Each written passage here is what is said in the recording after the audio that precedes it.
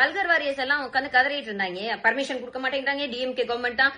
நானே 6 வாட்டி அப்ளை பண்ணிட்டேன், எனக்கே ஒரு தனிப்பட்ட ஆளுக்கு பர்மிஷன் கொடுக்க மாட்டேன்ட்டாங்க.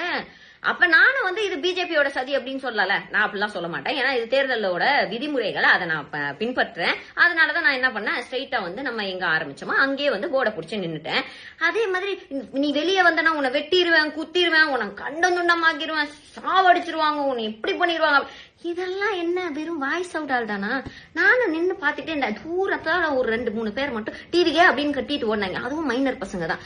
ஆக மொத்தம் உங்க அண்ணன் மாதிரி பெர்மிஷன் கிடைச்சும் வீட்டுல இல்லாம கிடைக்கலனாலுமே என்னால முடிஞ்சது என்னவோ அதை நான் ட்ரை பண்ணிருக்கேன். அது நான் சொல்லியிருக்கேன். அது ஒரு 10 பேருக்கு போனாலுமே எனக்கு அது சந்தோஷம் தான்.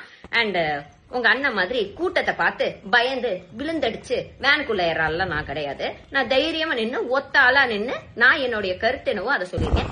அதை தாண்டி மத்த அடுத்தடுத்து எந்தெந்த இடத்துல நம்ம பிரச்சாரம் பண்ண போறோம் அப்படின்றதெல்லாம் சர்ப்ரைஸாவே இருக்கட்டும். ப்ளீஸ்.